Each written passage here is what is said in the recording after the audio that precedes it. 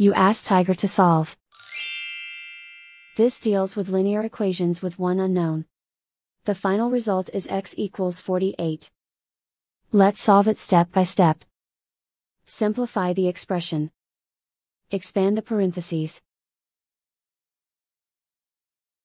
Group like terms. Simplify the arithmetic. Group all constants on the right side of the equation. Subtract 8 from both sides. Simplify the arithmetic.